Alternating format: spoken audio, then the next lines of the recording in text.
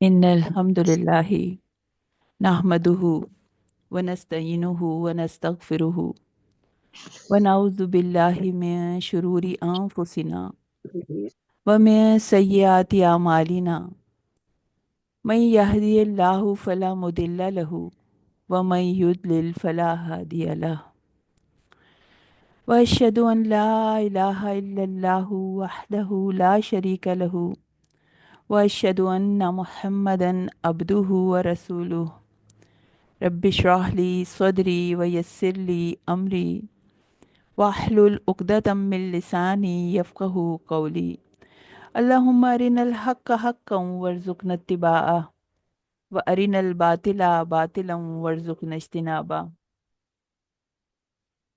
हमें बारी ताला की तरफ से हुक्म दिया गया है कि जब भी कुरान पढ़ो तो धुतकारे व शैतान से अल्लाह की पनाह तलब कर लो, क्योंकि अल्लाह की पनाह बेहद मजबूत है। तो उसकी पनाह में आ जाओ ताकि वो तुम्हारे और कुरान के दरमियान इंटरफेयर ना कर सके। और ईमान वाले तो अपने रब पे भरोसा करते हैं, और जो अपने रब पे भरोसा करता है उस पे शैतान का बस नहीं चलता। औज़ु बिल्लाहि मिनश शैतानिर रजीम। बिस्मिल्लाह बिस्मिल्लाहिर रहमानिर रहीम। तमाम हम्दो सना उस खालिक हकीकी के लिए है जिसने हमें अपनी किताब से कनेक्ट होने का मौका फराहम किया, और जिसने हमें इस मुक़द्दस महीने तक पहुंचा दिया। रमज़ान की मअतर फ़िज़ाएं हर इंसान को, हर ज़ी रूह को अल्लाह की रहमत और मग़फ़िरत का महीना पा लेने पे मुबारकबाद दे रही हैं। ये ज़मीन और आसमान ऐसे बहुत से लोगों से वाकिफ़ हैं जो इस मुबारक महीने को पाने की तमन्ना रखते थे, दिलों में नेकियां करने का शौक़ रखते थे, कुरान पर गौर व फिक्र करने का इरादा रखते थे, इन आयात को अमल में ढालने का जज्बा रखते थे, मगर मगर ज़िंदगी ने उन्हें मोहलत न दी। अगर इनके पास कोई ऑप्शन होता तो वो हर कीमत देकर भी इस रमज़ान से अपनी आखिरत को संवार लेते, इस रमज़ान से नेकियों के पहाड़ खड़े कर देते, वो अपनी पूरी ताकत लगा देते। अगर उन्हें एक मौका मिल जाता, वो अपना वक्त कुरान के साथ लगाकर अपने मीज़ाने अमल पे अपने पल्ले को भारी बना लेते, लेकिन उनको ये मौका नहीं मिल सका। मगर हम पे लाजिम है कि हम इस मौके की कदर कर लें कि अल्हम्दुलिल्लाह हमारी सांसें अल्लाह के करम से जारी हैं, हमारे अंदर सजदा करने की ताकत है, हम क़यामुल लैल की सलाहियत रखते हैं, हम अपने वक्त को कलामुल्लाह के इल्म तदब्बुर में लगाकर उसको सीखने और सिखाने की कोशिशों में लगा सकते हैं, इन आयात को अमल में ढाल सकते हैं, इनको अपनी कब्रों के लिए निजात का सामान बना सकते हैं। तो ये महीना तो शहरुल कुरान है, कुरान का महीना है। इल्म और अमल साथ साथ चलते हैं, जब इंसान सीखे उसको फौरन अमल में ले आए, और अगर अमल ना हो तो इल्म यानी कुरान का इल्म दिलों से उठा लिया जाता है, ये हदीस का मफहूम है। तो इस रमज़ान हमें खुलूस और इस्तकामत के साथ कुछ एक्स्ट्रा एफर्ट्स करने हैं, ऐसे एफर्ट्स जो इससे पहले हम नहीं कर सके। हम कुरान में ये पढ़ेंगे कि मफहूम है कि जब इंसान बेहतरीन तरीके से अमल करता है तो अल्लाह ताला अपनी रहमत से मामूली एमाल को भी अपडेट कर देता है। तो अल्लाह ताला हमें मौका दे दे, हमें एनर्जी दे दे, और हमें डायरेक्शन दिखा दे कि हमें करना क्या है, हमें आयात पर बेहतरीन अमल करने की तौफीक अता फरमा दे, और ये रमज़ान हमारी ज़िंदगी में गुजारे हुए तमाम रमज़ान से बेहतर हो, और इसमें किए हुए एमाल हमारे जो पुराने एमाल हैं उनका दर्जा बढ़ा दें। ये किताब ऐसी मोजज़ाती किताब है कि इंसान का दिल और दिमाग अगर इसकी तिलावत में मसरूफ़ हों, अगर इस पे तदब्बुर में मसरूफ़ हों, तो अल्लाह ताला अपने बंदे की वो दुआएं भी कबूल कर लेते हैं जो वो मांग नहीं सका, जो उसको याद नहीं आ रही। तो تھوڑا سا عرصہ ہے رمضان کا، مختصر سا عرصہ ہے۔ اس عرصے میں اللہ کی رحمت کی وجہ سے ہم نے جو اس کتاب سے کنیکٹ ہوئے ہیں، جو ہم نے ارادہ کیا ہے اس کتاب پہ کا علم حاصل کرنے کا، اس پہ عمل کرنے کا، تو اللہ تعالیٰ اس میں برکت ڈال دے اور اس میں استقامت ڈال دے۔ اور اس تھوڑے سے وقت میں جو ہم نے رمضان سے، جو ہم روزانہ قرآن سے گزرنے کی نیت کی ہے، جو ہم نے اپنا وقت قرآن کے ساتھ گزارنے کی نیت کی ہے، تو اس کو اللہ تعالیٰ ہر ڈسٹریکشن سے پاک کر دے، ہر انٹرفیرنس سے پاک کر دے، اور ہمیں اپنی بے حد بلند ذات سے کلام کرنے کی لذت آشنا کر دیجئے۔ یہ وقت خالصتاً اللہ تعالیٰ کے لیے ہو، بس اس میں کوئی اور نہ آئے۔ اور اللہ تعالیٰ تو ہماری نیتوں کو جاننے والے ہیں، ہمارے اعمال کو جاننے والے ہیں، اور ہر ایک کو اس کی خواہش اور نیت کے مطابق نوازنے والے ہیں، اور وہ سب سب کو اس کی طلب کے مطابق عطا کر دیں گے، اور وہ سب کے سب کو بھی عطا کر دیں تو اس کے خزانوں میں کوئی کمی نہیں آتی۔ اور اب اللہ کے عرش کے نیچے بہترین خزانوں میں سے ایک خزانہ سورہ فاتحہ، اللہ سے دعا کر کے سورہ فاتحہ کو ہم سمجھنے کی کوشش کریں گے، کیونکہ اس سورہ کو ہم نماز میں کثرت سے تلاوت کرتے ہیں۔ اللہ کرے کہ یہ سورہ اس طرح ہمارے دلوں میں اتر جائے کہ ہمارے سارے اعمال درست ہو جائیں۔ اس سورہ اس سورہ میں یہ پارہ ایک میں واقع ہے، اس میں 7 آیات ہیں، اور 27 اس کے ورڈز ہیں، اور 140 اس کے لیٹرز ہیں۔ اس کی تلاوت سن لیتے ہیں۔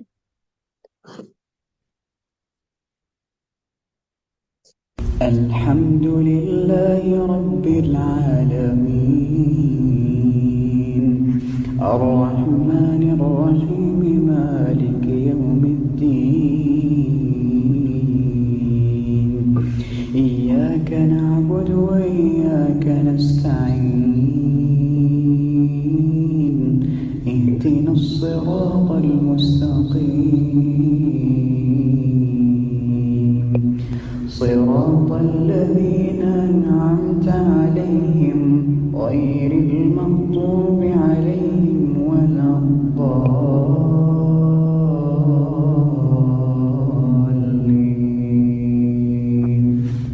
آمين۔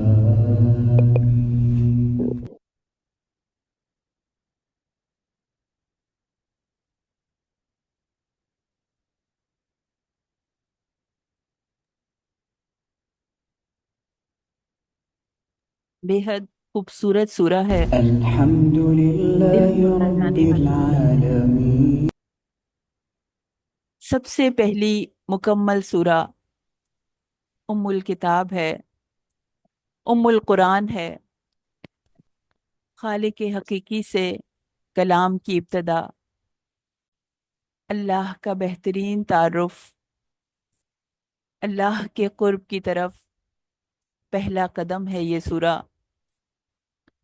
بے مثال دعا ہے، اپنے رب سے مانگنے کا سلیقہ اور الفاظ بھی اللہ تعالیٰ نے خود سکھا دیے۔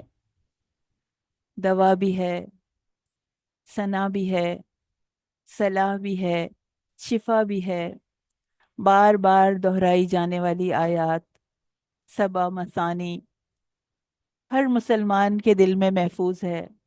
7 چھوٹی چھوٹی سی آیات، مگر قرآن کی تفسیر میں اس قدر وسعت ہے کہ جو اس کا مطالعہ کرنے والے ہیں، جو اس پر اپنی زندگیاں لگانے والے ہیں، اس کے کامل علم کو جاننے کا دعویٰ نہیں کر سکتے۔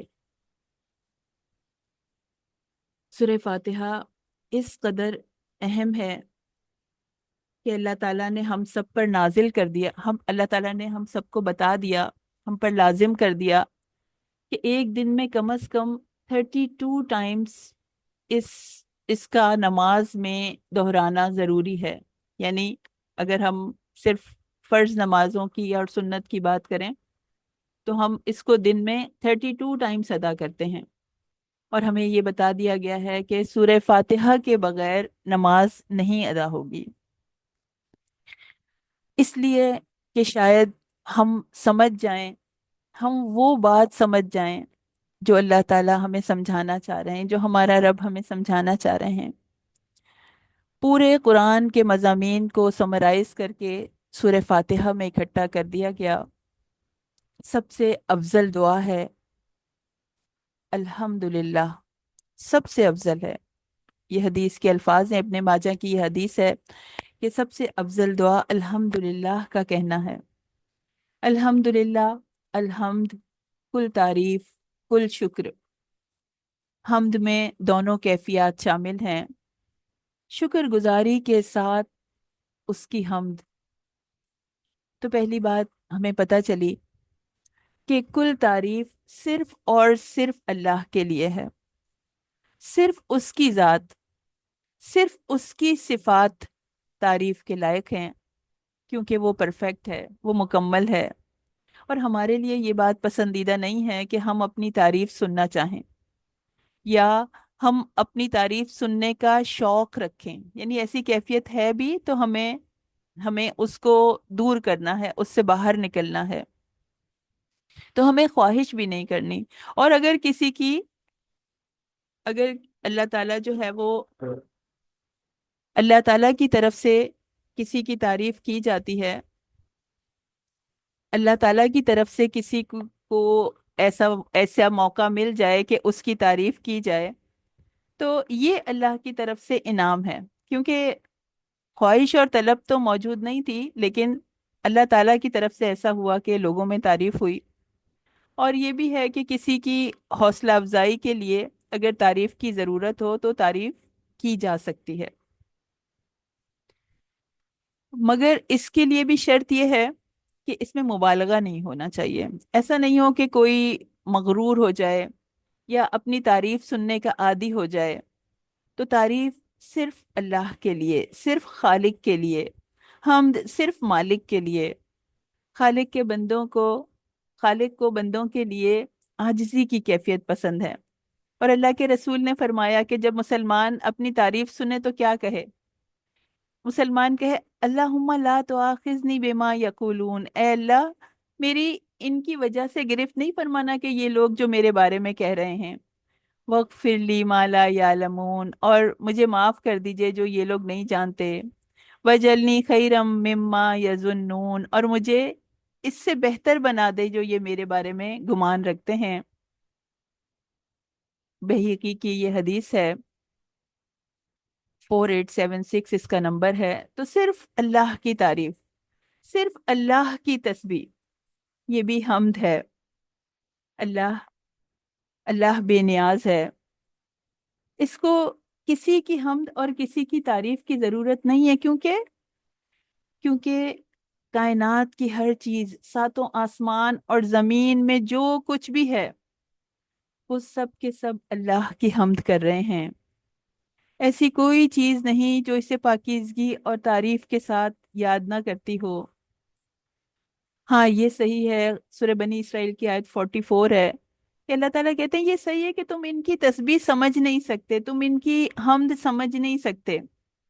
और अल्लाह बड़ा बुर्दबार और बख्शने वाला है। ये दुरुस्त है कि कायनात की हर शय अल्लाह की तस्बीह कर रही है। पहाड़ हज़रत दाऊद अलैहिस्सलाम के साथ अल्लाह की हम्द करते थे। पत्थरों के बारे में अल्लाह ने फरमाया है कि वह इन्ना मिन्हा लमा यहबितु मिन खश्यतिल्लाह, सूरह बकरा आयत 74 में हम पढ़ेंगे कि अल्लाह ताला के डर से गिर पड़ते हैं। और हदीस से साबित है कि चींटियां अल्लाह की तस्बीह करती हैं। खजूर का तना बच्चे की तरह रोता था। पूरी कायनात, आसमान, जमीन, सूरज, चांद, सितारे, सोलर सिस्टम, प्लैनेट्स, समंदर, दरिया, दरख्त, नबातात, हर शय उसकी हम्द के साथ उसकी तस्बीह कर रही है। सिर्फ इंसान को ऑप्शन दिया गया है। अल्लाह ताला हम्द को बेहद पसंद फरमाते हैं। अल्लाह का जिक्र और तस्बीह इंसान के लिए आसमान के दरवाजे खोल देते हैं। उसकी खताएं माफ कर दी जाती हैं, उसकी गलतियां माफ कर दी जाती हैं, और उसके दर्जात बुलंद किए जाते हैं जब वो अल्लाह की हम्द करता है। अल्लाह की हम्द दुनिया और आखिरत के गमों से निजात का बाइस है। अल्हम्दुलिल्लाह। क्या कुछ छुपा है इसके अंदर, इंसान नहीं जान सकता। तो वो इंसान तो महरूम है जो हम्द करने की सादत से महरूम है। असल में महरूम तो वो है, दुनिया में और जो महरूम नजर आते हैं वो महरूम नहीं है, बल्कि महरूम तो वो है जो हम्द करने की सादत से महरूम हो गया। तो वो वक्त, वो लम्हा, वो साथ जो इंसान ने हम्द के बगैर गुजारी है, अगर वो जन्नत में भी चला गया तब भी इंसान उस पर रिग्रेट करेगा, उस पर अफसोस करेगा, उस पर हसरत करेगा कि काश ऐसा ना हुआ होता। काश मैंने वो लम्हे, यानी दुनिया में इतने लम्हे हम्द के बगैर ना गुजारे होते। रब्बिल आलमीन तमाम आलिमों का रब है, और तमाम हम्द के लायक सिर्फ वही जात हो सकती है जो बहुत अजमत वाली हो, जो बहुत शान वाली हो, जो बहुत कुदरत वाली हो। आलिमीन, आलिम की जमा है। सात आसमान, सात जमीनें, और पता नहीं कितनी दुनियाएं पोशीदा हैं इस कायनात में, कितनी गैलेक्सीज हैं, कितनी बेशुमार कहकशाएं हैं, प्लैनेट्स, कितने सितारे हैं, उनमें कितने आलम होंगे। समंदरों की एक अलग दुनिया है, जिन्नात का एक अलग जहान है। तो बेशुमार अनकाउंटेबल क्रिएशंस हैं, बेहिसाब मखलूकात हैं। और वो आलम जिन्हें हम जानते हैं उसके, और यानी एक तो वो आलम हो गए जिन्हें हमें जिनका पता है, और वो भी तो आलम है जिन्हें अल्लाह के सिवा कोई नहीं जानता। तो वो रब तमाम मखलूकात को रिस्क देने वाला है, इन्हें जिंदगी और मौत देने वाला है, सबको पालने वाला है। रब है, रब्बुल आलमीन है, सारे सिस्टम्स को चलाने वाला है, मुश्किलात से निकालने वाला है, हिफाजत करने वाला है। तो जब हम पढ़ेंगे, जब जब हम नमाज में कहेंगे अल्हम्दुलिल्लाहि रब्बिल आलमीन, तो हमें क्या करना है, हमें गौर करना है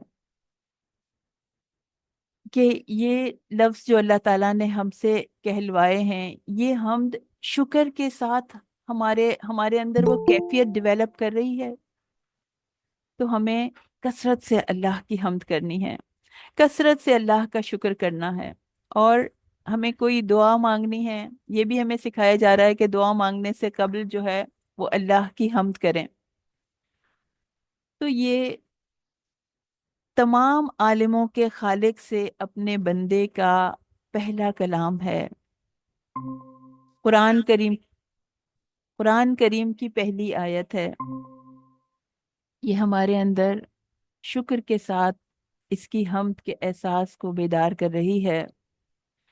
तो बेइंतहा तशक्कुर के साथ जितनी हमारी इस्तात है उतनी हम हम्द करें, जितनी कसरत के साथ हम कर सकते हैं उतनी हम अल्लाह की हम्द करें, अल्लाह ताला की शुक्रगुजारी। और फिर उसकी बेइंतहा नेमतों पर हमें शुक्र करना है और अपनी जिंदगी से शिकायत को निकालना है।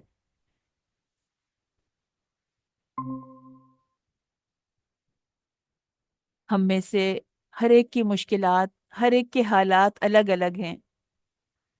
हमें अल्लाह का शुक्रगुजार बंदा बनना है। नाशुक्री सब कुछ छीन लेती है, गिले शिकवे जिंदगी को तंग कर देते हैं, शुक्र से दिल इत्मीनान पाते हैं। हर नेमत पर हमें अल्लाह की हम्द करनी है। अल्लाह ताला हमें मांगने का तरीका सिखा रहे हैं। तमाम आलमों के रब के सामने दामन फैलाने से पहले, उससे दुआ करने से पहले हमने सीखा कि हमें उसकी हम्द करनी है। जो बात भी हम उसके सामने रखें, जो तलब भी हम उसके सामने रखें, उससे पहले उसकी हम्द करें। फिर अगली आयत, अर्रहमान अर्रहीम, वो बेहद रहम करने वाला है, निहायत मेहरबान है। अर्रहमान, अर्रहीम, रहमत के मादे से ये अल्लाह के दो नाम हैं। रहमान फौलान के वजन पर मुबालगे का सीगा है।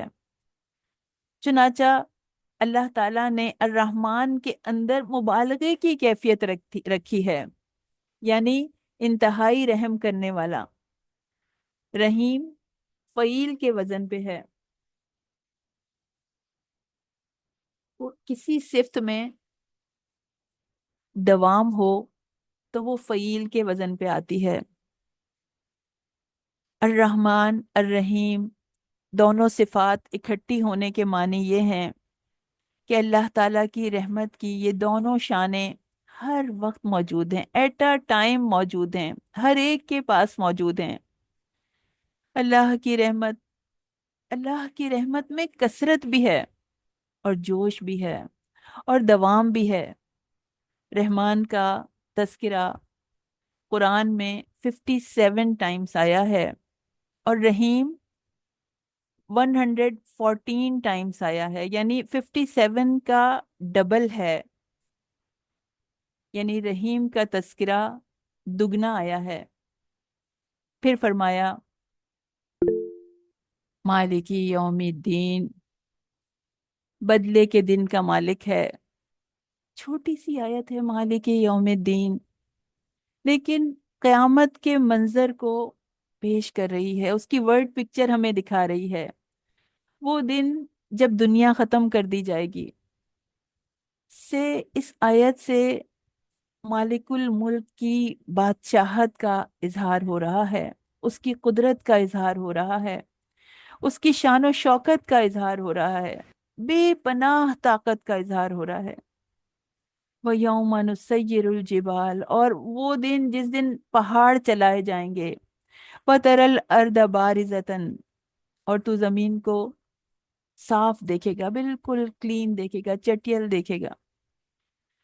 वह हशरनाहुम फलम नुगादिर मिनहुम अहदा, और हम इन्हें इकट्ठा करेंगे तो इनमें से किसी को भी नहीं छोड़ेंगे।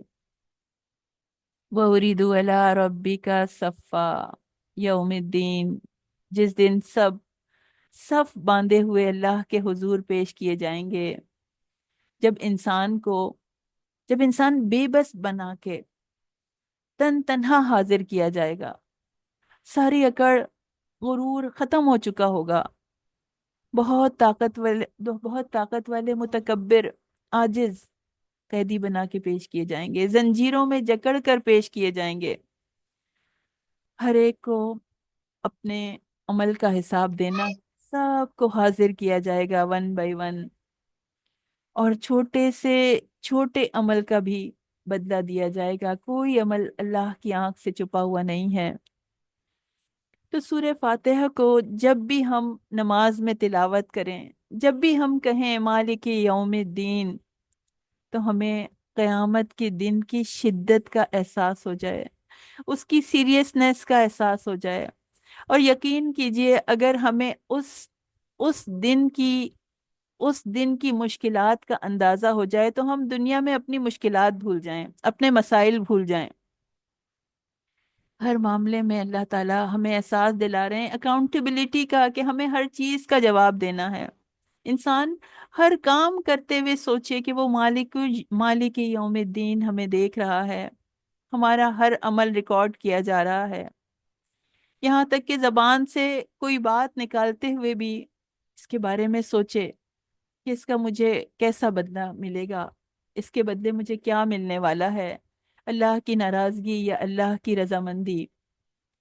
इय्याका नअबुदु व इय्याका नस्तईन, हम सिर्फ तेरी इबादत करते हैं और हम सिर्फ तुझसे ही मदद मांगते हैं। सूरा के शुरू में रब्बे करीम की सिफात बयान की गई हैं कि सिर्फ वो ज़ात है जो मुकम्मल है, वही हमद और शुक्र के लायक है। वो रब्बुल आलमीन है।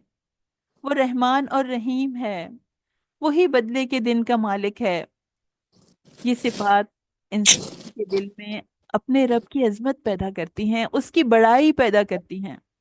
और जब इंसान के दिल में किसी की अजमत आ जाती है तो वो उसके आगे झुक जाता है। और असल जात तो वही है जिसकी बड़ाई है। इया का नाबुदू। वो जब दिल की गहराइयों से कहता है, जब उसके दिल में अपने रब की अजमत आ जाती है तो वो सर झुका देता है, इया का नाबुदू, हम तेरी ही इबादत करते हैं। इससे पहले की आयत गायब के सीगे में थी। अब इया का नाबुदू, इससे अल्लाह ताला को डायरेक्ट मुखातिब किया गया है कि पहले उसकी अजमत और शान बयान की गई, अब डायरेक्ट उससे मुखातिब हो गए। जब दिल की गहराइयों से शुक्र के जज्बे के साथ हमद की जाती है तो ऐसी हमद करने वाला अल्लाह का कुर्ब हासिल कर लेता है, अल्लाह के करीब आ जाता है, ऐसे जैसे वो सामने मौजूद हो। इसीलिए वो उससे डायरेक्ट खिताब करता है, इया का नाबुदु व इया का नस्तईन। और अल्लाह तो ईमान वालों का दोस्त है, अल्लाह वलियुल्लज़ीना आमनू, ईमान वालों का साथी है, ईमान वालों का मददगार है। और फिर वो इससे कलाम की लज्जत महसूस करता है। इंसान अपने रब से कलाम की लज्जत महसूस करता है, उसके आगे सजदे में गिर जाता है, ना वदू व नस्तईन दोनों। और इनसे पहले ईया का जो लाया गया है ये हसर का फायदा दे रहा है और ताकीद का फायदा भी दे रहा है कि हम सिर्फ और सिर्फ तेरी ही इबादत करते हैं और हम सिर्फ और सिर्फ तुझी से मांगते हैं। फिर नाबुदू और नस्तईन फेले मुजारे हैं, जो कि फेले मुजारे, जो भी आप में से जो हमारे साथ ग्रामर कर रहे हैं वो जानते हैं कि फेले मुदारे हाल और मुस्तकबिल यानी प्रेजेंट और फ्यूचर दोनों के लिए आता है। तो इससे एक और बात भी पता चल रही है कि हम तेरे सिवा ना किसी की इबादत करते हैं और ना कभी करेंगे। ना ही हम किसी से मदद मांगते हैं और ना ही हम किसी से मदद मांगेंगे। और इंसान, ये बात है कि इंसान बहुत कमजोर है इस इस इन्वायरमेंट में जहाँ इतनी डिस्ट्रैक्शंस हैं। ये वादा कर लेना आसान है कि हम तेरी ही इबादत करते हैं और हम तेरी ही इबादत करेंगे, हम आप ही की बंदगी करेंगे ऐ हमारे मालिक। मगर इसको निभाने के लिए भी हमें अल्लाह ही की मदद चाहिए। हम इस कमिटमेंट को निभाने के लिए भी अल्लाह ही से मदद मांगते हैं, व इय्या का नस्तईन, हम तुझसे ही मदद मांगते हैं। अगर ये अल्फाज हम वाकई समझ कर मांगें, हम दिल से अदा करें, दिल की गहराई से अदा करें, तो जिस्म पे कपकपी सी तारी हो जाती है, दिल लरस के रह जाता है। हमें हमें इस बात को चेक करना है कि हमने कहा इय्या का नाबुदु व इय्या का नस्तईन, कहीं ऐसा तो नहीं है कि हम एक रूटीन में बस इसको बोल रहे हैं। कहीं ऐसा तो नहीं है कि हम सिर्फ बातें बना रहे हों। कहीं ऐसा तो नहीं है कि नमाज में जो हम बार बार इसको मांगते हैं ये सिर्फ खाना पूरी हो, ऊपरी तौर पर ये अल्फाज अदा हो रहे हों। ये दुआ बेअमलों के वादे की तरह ना हो, इसको हमें चेक करना है अपने अंदर। ये ये दुआ मुनाफिकों के दावों की तरह ना हो। हम अल्लाह से ही मांगते हैं कि ए अल्लाह हमें खालिस कर दीजिए, हमें अपनी तरफ माइल कर दीजिए। हमने आपके नेक बंदों की तरह इरादा तो कर लिया है कि आपका बंदा बन के जिंदगी गुजारेंगे, सिर्फ आपकी इबादत करेंगे, आपका ही हुक्म हमारी जिंदगियों पे नाफिज होगा। मगर उसके लिए हम आपकी मदद के मोहताज हैं, हमें तौफीक दे दीजिए और हमारे लिए आसानी फरमा दीजिए, हमारी नुसरत फरमा दीजिए कि हम वाकई दिल की गहराइयों से सिर्फ और सिर्फ आपके बंदे बन जाएं, सिर्फ आपके अब्द हों और ताहयात आपकी बंदगी के लिए हम खालिस रहें, कोई और ना आए, हम किसी के आगे ना झुकें, हम सिर्फ और सिर्फ आपके बंदे बनकर रहें, दिरहम और दिनार के बंदे ना बने। और अल्लाह से मदद मांग कर फिर दुआ, इहदिनस सिरातल मुस्तकीम, کہ اللہ آپ ہمیں سیدھے راستے پر چلا دیجئے، آپ ہمیں ہدایت کے راستے کی طرف موڑ دیجئے۔ دنیا کی سب سے بڑی نعمت ہدایت کی نعمت ہے۔ اے ہمارے رب، ہمیں زندگی کے ہر لمحے میں ہدایت عطا فرما دیجئے، رہنمائی عطا فرما دیجئے۔ اپنے ہر کام کے لیے ہمیں آپ کی ہدایت کی کہیں ضرورت ہے۔ آپ ہمیں ہدایت دے دیجئے، اہدنا پٹی الصراط سے چھوڑ سن دیکھو الصراط کہیں اب تمہیں المستقیم، اللہ کی طرف جانے والا سیدھا راستہ۔ اچھا اچھا تمام اعمال آ گئے، تمام اچھا احکام آ گئے، کیونکہ کامیابی تک پہنچانے والا درست راستہ صراط مستقیم ہے، اور یہ جنت تک جاتا ہے۔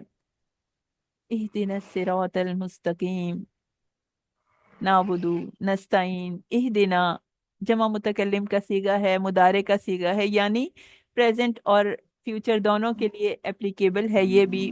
تو بہترین حکمت عملی بتائی جا رہی ہے، جمع متکلم کے صیغے میں مانگا جا رہا ہے کہ ہم سب خالی یہ نہیں کہہ رہے کہ اے رب مجھے سیدھا راستہ دکھا دے، مجھے صراط مستقیم پہ چلا دے، مجھے ہدایت دے دے، بلکہ کہا جا رہا ہے ہم سب کو ہدایت دے دے۔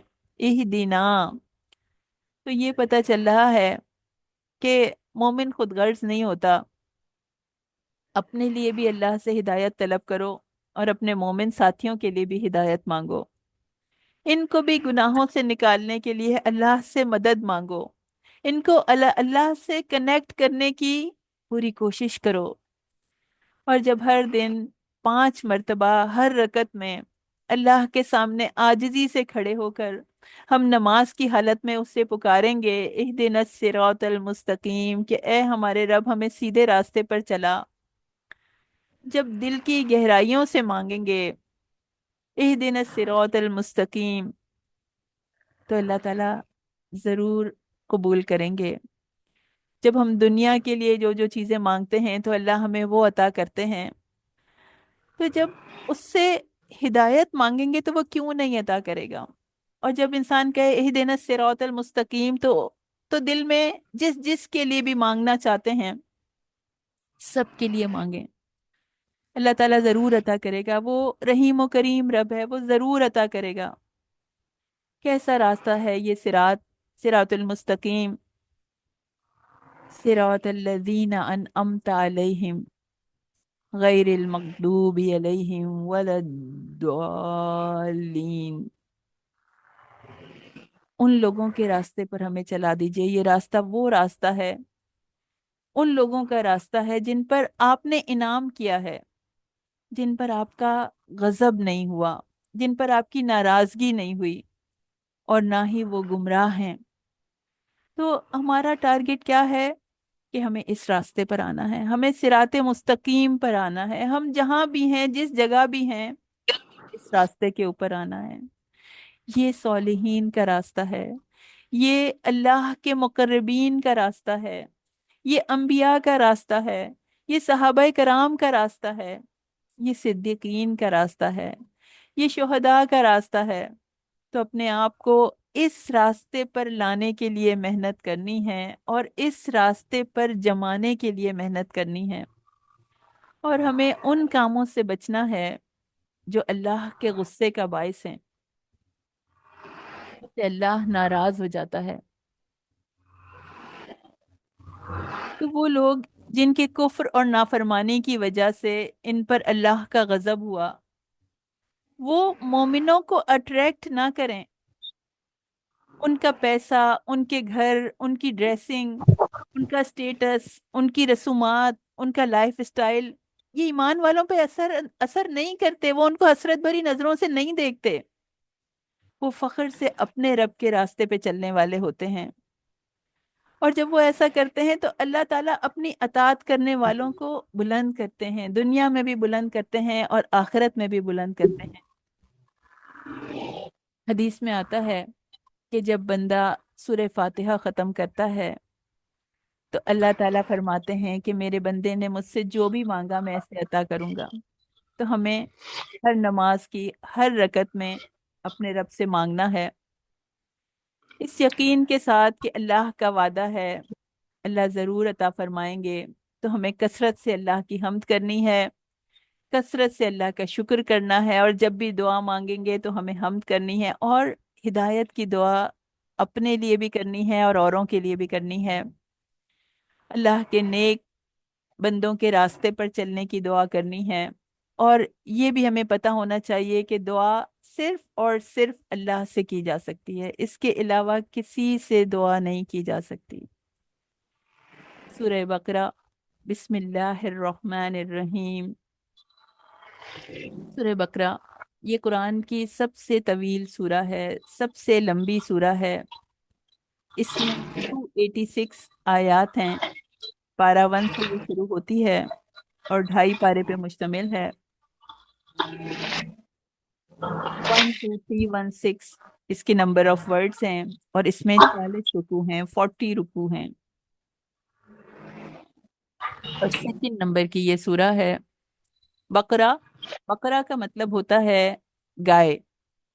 इस सूरा में गाय का वाक़या आया है, इसलिए इस सूरत का नाम सूरह अल बकरा है, क्योंकि बकरा अरबी में गाय को कहते हैं। बदनी सूरतों में सबसे पहली सूरा है।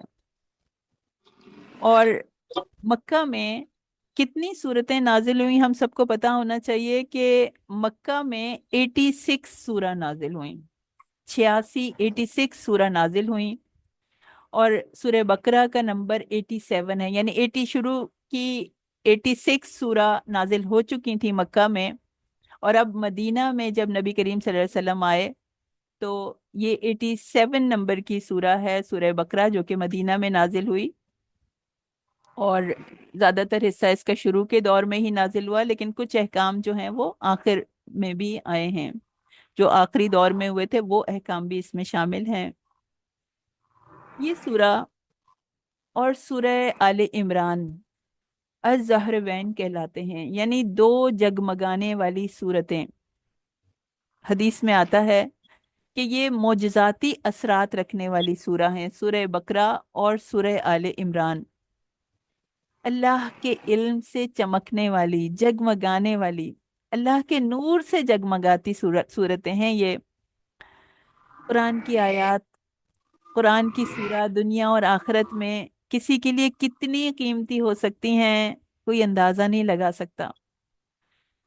क़यामत के दिन ये दोनों सूरतें इस हाल में आएंगी जैसे वो दो बादल हों, या दो साइबान हों, या परिंदों के दो झुंड हों, और वो अपने पढ़ने वालों की तरफ से झगड़ा करेंगी, आर्ग्यूमेंट करेंगी, सिफारिश करेंगी। तो कहा गया, हमें हिदायत दी गई कि सूरह बकरा पढ़ा करो, इसे हासिल करना बरकत है और छोड़ देना हसरत है, और बातिल कुव्वतें यानी जादू वगैरह इसका मुकाबला नहीं कर सकती। तो कितनी कीमती ये सूरतें हैं, और ये जिंदा किताब की जिंदा आयात हैं। कयामत के दिन जहाँ कोई पुरसाने हाल नहीं होगा, जब करीबी रिश्ते भी एक दूसरे को नहीं पहचानेंगे, ये कुरान और ये सूरतें हमारी सिफारिश करेंगी, हमारे लिए मालिक कायनात से आर्ग्यूमेंट करेंगी। तो अल्लाह से दुआ है कि अभी जो वक्त हम कुरान के साथ गुजार रहे हैं, अल्लाह करे ये हमारे लिए क़यामत में, आखिरत में बाइस निजात बन जाए। अल्लाह हमें कुरान पर अमल करने वाला बना दे, और हमें इन सूरतों की सिफारिश का हकदार बना दे। और इसके बारे में ये भी आता है, मुस्लिम की हदीस है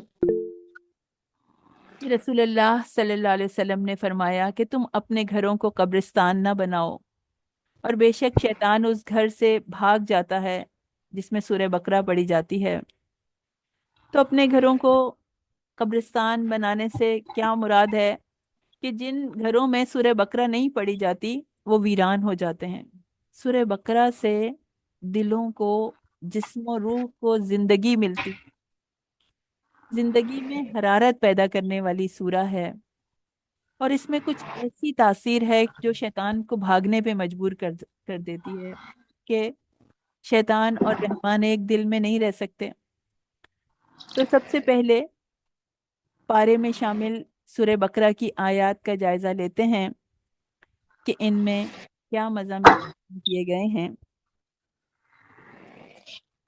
الف لام میم حروف مقطعات ہیں۔ قرآن پاک کی 29 سوراز حروف مقطعات سے شروع ہوتی ہیں۔ حروف مقطعات قطع کیے ہوئے حروف ہیں جن کے معنی اللہ کے سوا کوئی نہیں جانتا۔ حضرت ابوبکر صدیق اور حضرت علی رضی اللہ تعالیٰ عنہ نے کہا تھا کہ ان کا علم یعنی حروف مقطعات کا علم صرف اللہ تعالیٰ کو ہے، اور ان کے متعلق گفتگو کرنا مناسب نہیں ہے۔ تو ہم ان پر ایمان رکھتے ہیں اور ان کو، یعنی حضرت ابوبکر نے کہا کہ ہم ان پر ایمان رکھتے ہیں اور ان کو اسی طرح پڑھتے ہیں جس طرح کے یہ آئے ہیں۔ اور بہت سے محدثین جن میں سفیان ثوری اور عامر شعبی بھی شامل ہیں، یہ کہتے ہیں کہ یہ قرآن میں اللہ کے راز ہیں۔ حضرت عمر، حضرت عثمان اور ابن مسعود رضی اللہ تعالیٰ عنہ سے روایت ہے کہ یہ کوئی پوشیدہ حقیقت ہیں جن کی تفسیر نہیں کی جا سکتی۔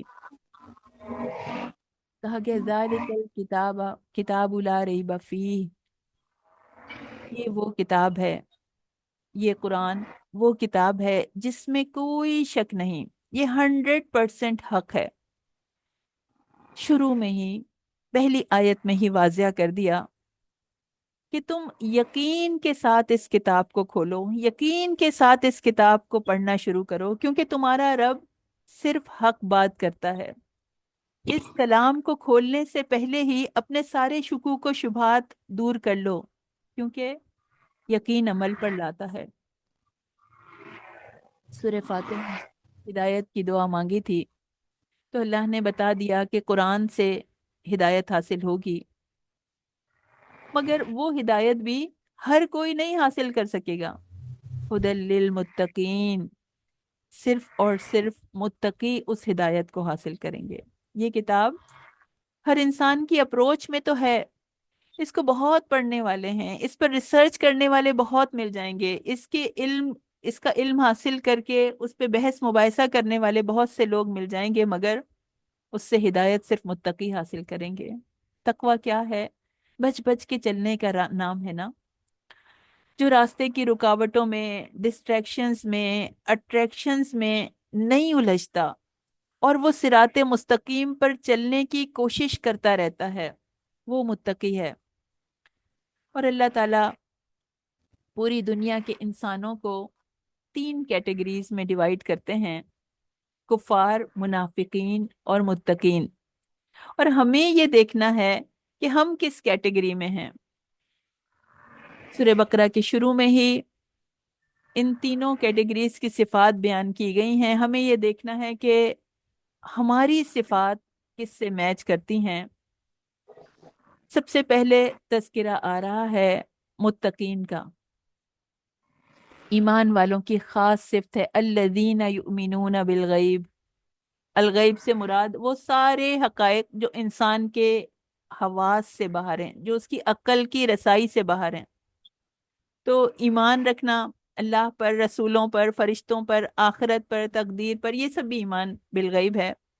لیکن اس پر بھی ایمان رکھنا کہ یہ کتاب اللہ نے اتاری ہے، یہ کتاب 100% حق ہے، قرآن کی ہر آیت بالکل درست ہے، بالکل حق ہے، 100% اوتھینٹک ہے، اور ہر حدیث، ہر صحیح حدیث بالکل اوتھینٹک ہے۔ اس پہ یقین رکھنا، کیونکہ اس میں حیرانی کی کوئی بات نہیں ہے۔ جب کسی کی محبت کو ہم نہیں دیکھ سکتے، آپ دیکھ سکتے ہیں آنکھوں سے، اپنی آنکھوں سے کسی کی محبت ہمیں نظر آتی ہے، یا کسی کی نفرت کو ہم جج کر سکتے ہیں؟ ان 2 آنکھوں سے جانچا نہیں جا سکتا۔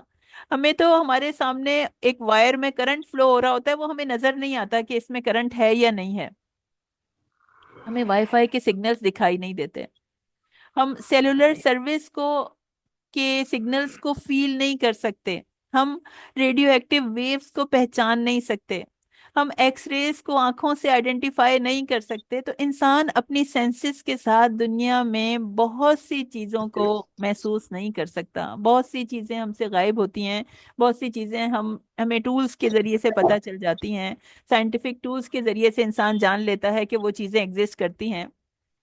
تو ایسی بہت ساری چیزیں ہیں جو ہمیں نظر نہیں آ رہی مگر وہ حقیقت ہیں، اور انسان تو علم قلیل دیا گیا ہے، تو پھر ہم آنکھیں بند کر کے العلیم کی بات پہ کیوں یقین نہیں کر سکتے؟ اہل ایمان ایک ایسی حقیقت پر یقین رکھتے ہیں جو دنیا والوں کو نظر نہیں آتی، تو قرآن اور حدیث کی ہر بات پہ ہمیں اس طرح یقین رکھنا ہے جیسے ہم اسے آنکھوں سے دیکھ رہے ہیں۔ یہ بھی ایمان بالغیب میں شامل ہے۔ وَيُقِيمُونَ الصَّلَاةَ وَمِمَّا رَزَقْنَاهُمْ يُنْفِقُونَ، اور متقیوں کی، مومنوں کی صفات میں سے بتائی گئی کہ وہ نماز قائم کرتے ہیں، اور ان میں سے ہم نے انہیں جو عطا کیا ہے وہ اس میں سے خرچ کرتے ہیں، جو ہم نے انہیں رزق دیا ہے وہ اس میں سے خرچ کرتے ہیں۔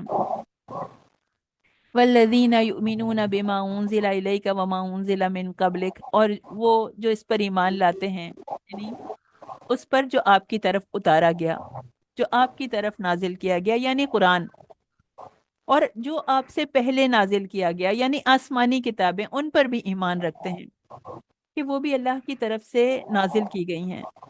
اب دیکھیے، پہلے قرآن کا تذکرہ آیا ہے، پھر آسمانی کتابوں کا تذکرہ آیا ہے، تو قرآن کی روشنی میں آسمانی کتابوں کو دیکھا جائے گا۔ جو بھی چیز قرآن سے کلیش کرے گی، چاہے وہ کسی آسمانی کتاب میں ہی کیوں نہ لکھی گئی ہو، کیونکہ وہ بدلی جا چکی ہے، ان میں تحریف ہو چکی ہے، جو چیز کلیش کرے گی تو اس کو چھوڑ دیا جائے گا۔ وہ بالآخرتی ہم یوقنون، اور وہ آخرت پر یقین رکھتے ہیں، ایسا یقین رکھتے ہیں آخرت پر کہ یہ یقین ان کے عمل کو بدل دیتا ہے، ان کی زندگی کو بدل دیتا ہے۔ تو اللہ تعالیٰ ان کے بارے میں سرٹیفائی کرتے ہیں، اللہ نے ان کو سرٹیفکیٹ دے دیا، اولئک علی ھدی من ربہم واولئک ھم المفلحون، کہ یہی لوگ ہدایت پر ہیں، یہی لوگ فلاح پانے والے ہیں، یہی لوگ مکمل طور پر کامیاب ہیں۔ اور کفار کے بارے میں کہا کہ جن لوگوں نے کفر کیا، ان پر برابر ہے کہ آپ انہیں ڈرائیں، آپ انہیں انذار کریں یا نہ ڈرائیں، یہ ایمان نہیں لائیں گے۔ اس سے مراد تمام کافر نہیں ہیں، کیونکہ کتنے ہی کافر اسلام کی دعوت پر ایمان لا چکے ہیں اور لا رہے ہیں۔ یہ ہٹ درم کافروں کی بات کی جا رہی ہے، جو فیصلہ کر کے بیٹھے ہیں کہ ہمیں کسی صورت نہیں ماننا۔ تو اللہ کا پیغام تو مومن ہر شخص تک پہنچائے گا، کیونکہ ہمیں تو نہیں پتا کہ کوئی ایمان لائے گا یا نہیں لائے گا، یہ تو اللہ کے علم کی بات کی جا رہی ہے کہ اللہ کے علم کے ذریعے سے کچھ لوگوں کے بارے میں بتایا جا رہا ہے کہ یہ ایمان نہیں لائیں گے، تو ہمیں تو ہر ایک کو ہی پیغام دینا ہے دین کا، اور اللہ نے ان کے بارے میں بھی سرٹیفائی کر دیا، وَلَهُمْ عَذَابٌ عَظِيمٌ، اللہ نے ان کے دلوں پر، کانوں پہ مہر لگا دی ہے، ان کی نگاہوں پہ پردہ ڈال دیا ہے، اور ان کے لیے بہت بڑا عذاب ہے، وَلَهُمْ عَذَابٌ عَظِيمٌ۔ اس کے بعد منافقوں کی خصلتوں کا ذکر آ رہا ہے 13 آیات میں۔ 13 آیات میں اللہ تعالیٰ نے منافقین کی صفات کا ذکر کیا، کیونکہ چھپا ہوا کفر جو ہوتا ہے وہ زیادہ خطرناک ہوتا ہے۔ یہ وہ لوگ ہیں جو کلمہ پڑھنے والے ہیں، جو ایمان کا دعویٰ کرنے والے ہیں، مگر یہ صرف باتیں کرتے ہیں۔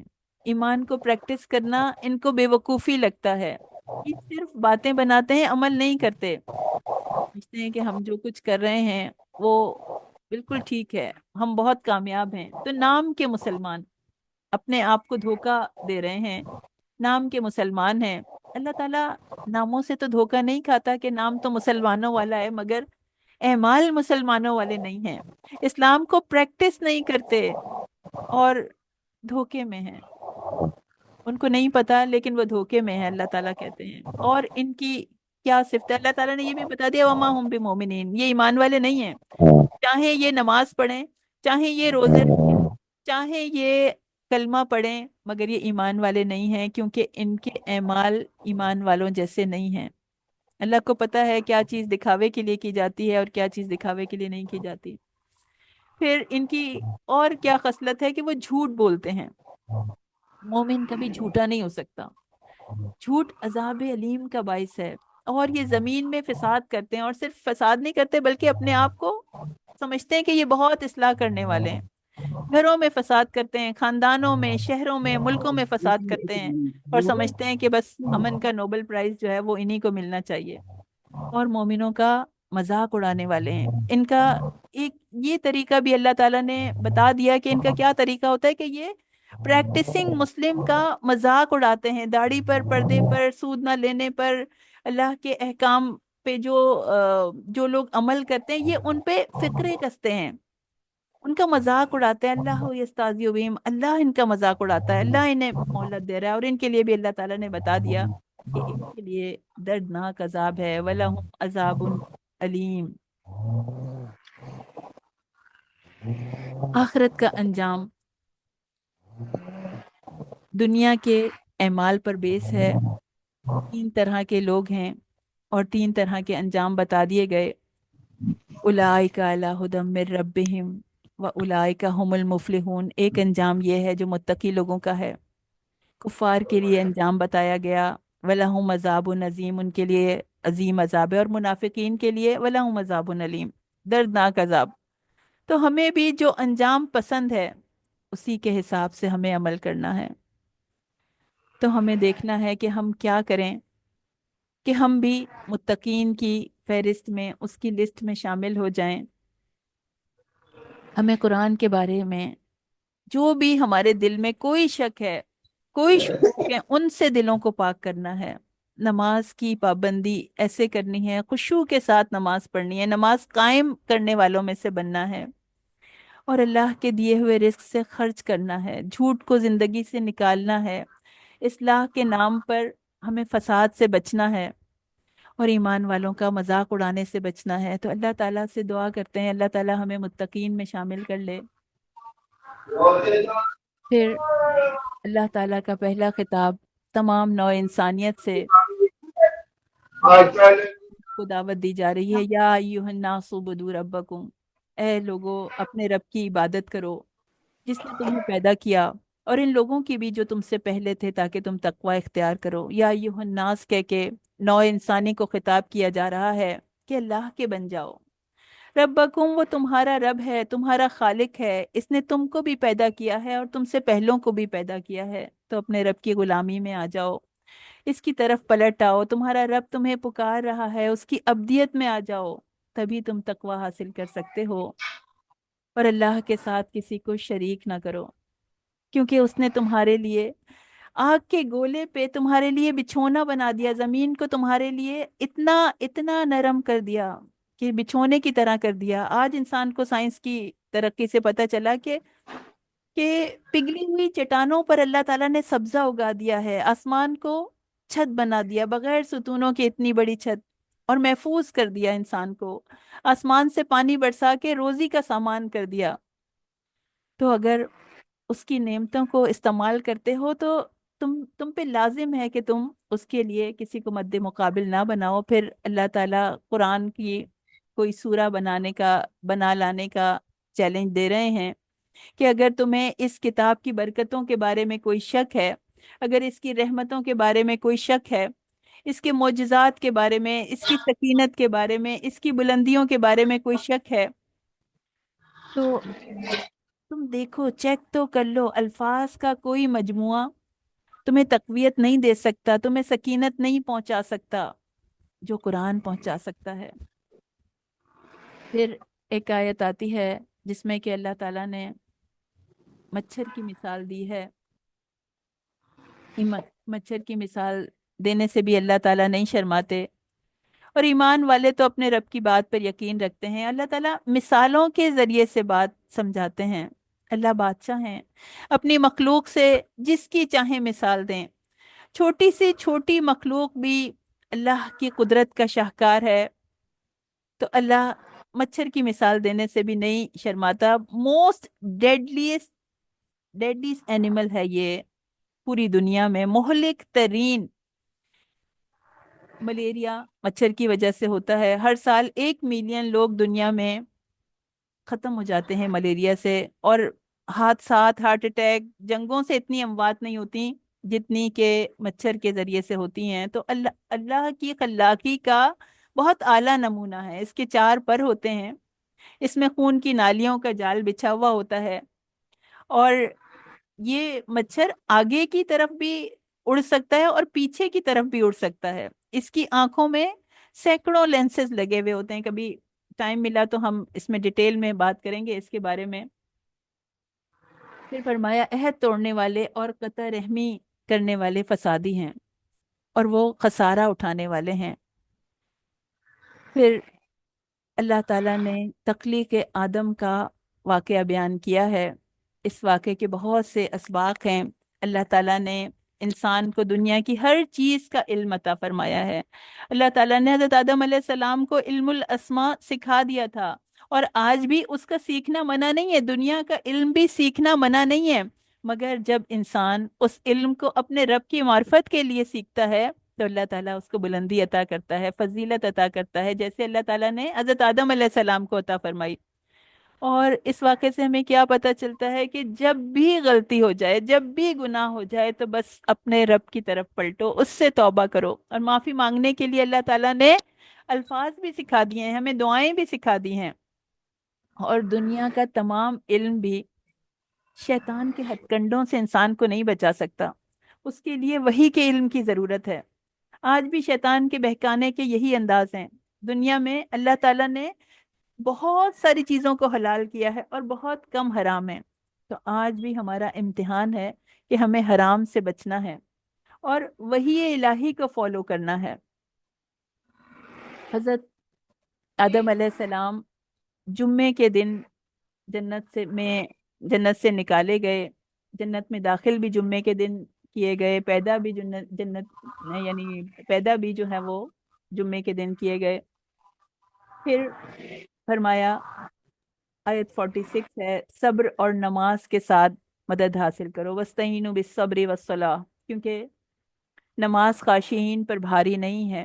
और खाशिईन तो वो हैं जो अल्लाह की मुलाकात पर यकीन रखते हैं। तो अल्लाह ताला ने हमें अपनी मदद हासिल करने का तरीका बताया कि जब मुश्किल पड़े, तुम पे मसाइब पड़े, आजमाइशें आए, तो तुम दो चीजों से मदद लो, सब्र और नमाज से। जब नबी करीम सल्लल्लाहु अलैहि वसल्लम को कोई हादसा पेश आता तो आप सल्लल्लाहु अलैहि वसल्लम नमाज पढ़ते थे, सब्र करते थे। तो नमाज की पाबंदी वैसे तो मुश्किल है, मगर जिनके दिलों में अल्लाह का खौफ है, मोहब्बत और आखिरत का, अल्लाह की मोहब्बत और अल्लाह का खौफ है और आखिरत का यकीन है, उन पर ये भारी नहीं है। फिर क़यामत के दिन कोई सिफारिश काम नहीं आएगी, ना सिफारिश काम आएगी, ना कोई फिदिया कबूल किया जाएगा। किसी कैदी को छुड़ाने की तीन सूरतें हो सकती हैं, कि किसी की सिफारिश काम आ जाए या फिदिया या देकर उसको छुड़ा लिया जाए। तो क़यामत के दिन इनमें से कुछ भी मुमकिन नहीं होगा।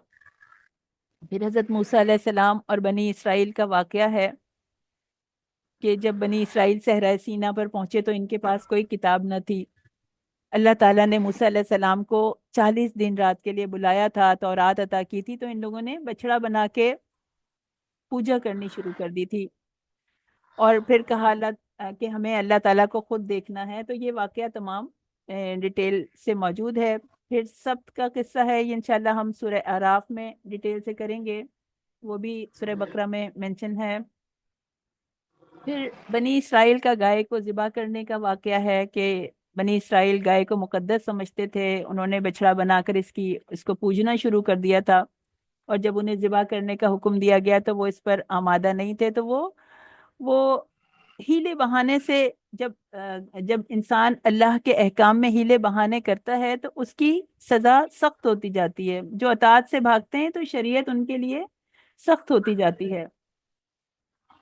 दिलों की सख्ती और पत्थरों की अकसाम के बारे में आया कि दिल में अगर अल्लाह की आयत असर नहीं करती तो दिल पत्थर की तरह सख्त हो जाते हैं, बल्कि इससे भी ज्यादा सख्त हो जाते हैं। तो अल्लाह ताला ने तीन किस्में बयान की हैं पत्थरों की, कि इनसे नहरें फूट पड़ती हैं, इनसे ये फट जाते हैं, इनसे पानी निकलता है, और इनका गिर पड़ना भी अल्लाह के खौफ की वजह से होता है। और हमें बहुत सी अहादीस से भी ये पता चलता है, जैसे ओहद, नबी करीम सल्लल्लाहु अलैहि वसल्लम ने कहा था, बुखारी की हदीस 7333 है, कि अहद ऐसा पहाड़ है, ओहद ऐसा पहाड़ है जो हमसे मोहब्बत करता है और हम इससे मोहब्बत करते हैं। तो बेजान चीजें भी कैफियत रखती हैं। फिर फरमाया, आयत 83 है, कि अल्लाह के सिवा किसी की इबादत नहीं करना। माँ बाप से हुस्ने सलूक का हुक्म आ रहा है। اور قرابت والے یتیموں اور مسکینوں سے احسان کا حکم آ رہا ہے۔ یہ وہ احکام شریعت ہیں جو ہر شریعت میں کامن تھے۔ والدین کے ساتھ حسن سلوک کی تاکید کی جا رہی ہے، اور یتیموں اور مسکینوں سے بھی احسان کا تذکرہ ہے۔ اور پھر فرمایا قولوا للناس حسنا، لوگوں سے اچھی بات کہو۔ اور اس کے بعد نماز اور زکوٰۃ کا حکم دیا گیا۔ یعنی جتنی امپورٹنٹ نماز اور زکوٰۃ ہیں، اتنی ہی امپورٹنٹ لوگوں سے اچھی بات کرنا، اور قرابت والوں اور یتیموں اور مسکینوں سے اس نے سلوک کرنا اتنا ہی امپورٹنٹ ہے۔ پھر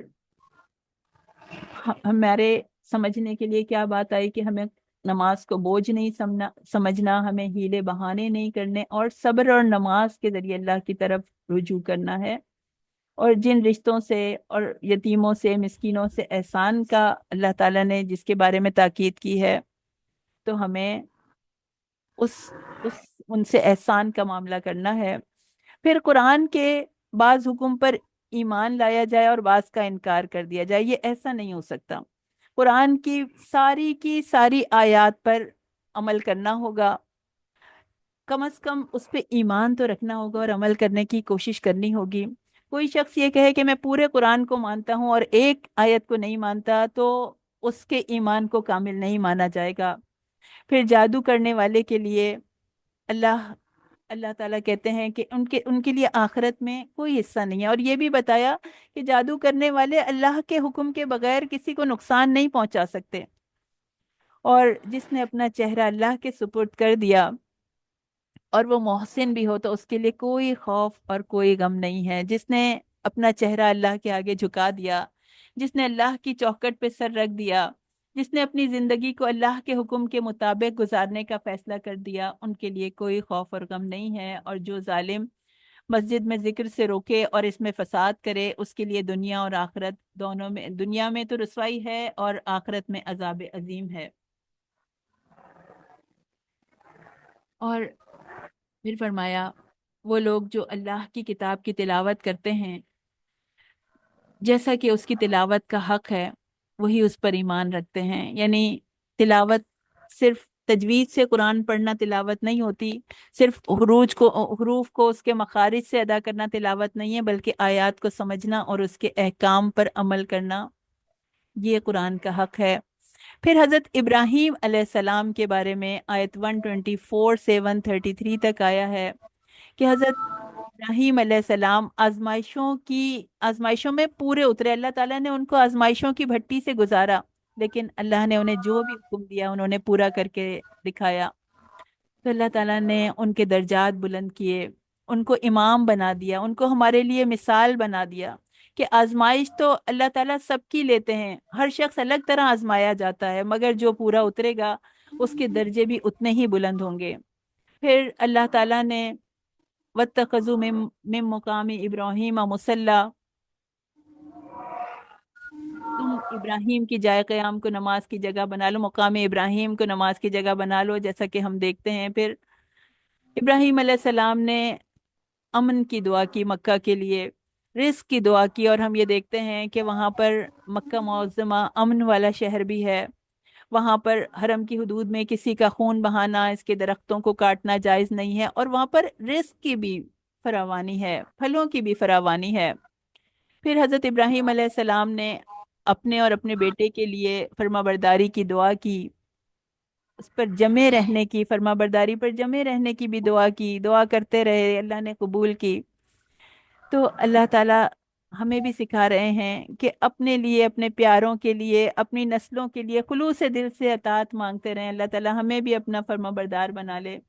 حضرت ابراہیم علیہ السلام نے نبی کریم صلی اللہ علیہ وسلم کے لیے دعا کی تھی، رسول کے لیے دعا کی تھی کہ ایک ایسا رسول بھیجے جو ان پر تیری آیات پڑھے، جو انہیں کتاب و حکمت سکھائے، جو انہیں پاک کر دے۔ تو الکتاب، الحکمہ، قرآن اور حدیث، ان سے دلوں کا تزکیہ ہوتا ہے۔ حضرت ابراہیم علیہ السلام نے اپنے آپ کو رب العالمین کے سپرد کر دیا تھا، کہا تھا اس قول لہو ربہ اسلم، جب اس سے کہا کہ اپنے آپ کو سپرد کر دو، فرما بردار بن جاؤ، قال اسلمت لرب العالمین، تو انہوں نے رب العالمین کے فرما بردار بن گئے۔ تو ہمارے لیے بھی اللہ کا یہی حکم ہے کہ اللہ کے فرما بردار بن جاؤ، اللہ ہمارے دلوں میں بھی اطاعت کا شوق پیدا کر دے۔ قرآن کے کسی حکم سے انکار نہیں کیا جا سکتا، ہم نوٹ کر لیں۔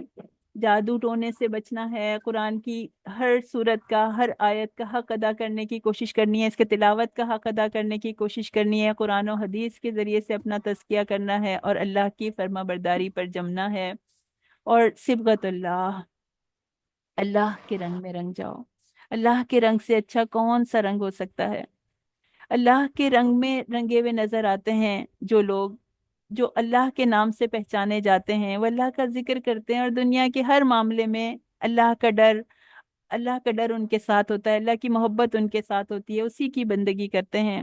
تو ہم سے بھی کہا جا رہا ہے کہ اس رنگ میں رنگ جاؤ، اور کسی سے، کسی دوسرے کے عمل کے بارے میں سوال نہیں کیا جائے گا۔ نجات کا تعلق اپنی کمائی پر ہے، اپنے اعمال پر ہے، ہم سب کو اکیلے اکیلے اپنے کیے دھرے کو فیس کرنا ہوگا، ہم سے کسی اور کے عمل کے بارے میں سوال نہیں کیا جائے گا۔ ہماری اس وقت کی گئی نیکیاں ہی ہمیں قبر سے اور آخرت کی کٹھن مرحلوں سے نجات دلا سکتی ہیں۔ اللہ تعالی ہمیں نیک عمل کرنے والوں میں شامل کر لے۔ آخر دعوانا والحمد للہ رب العالمین۔ ربنا تقبل منا انك انت السميع العليم وتب علينا انك انت التواب الرحيم۔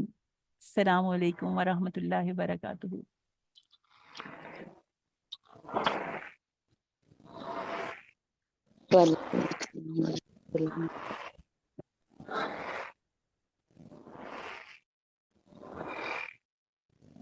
وعلیکم السلام ورحمۃ اللہ، جزاک اللہ خیر۔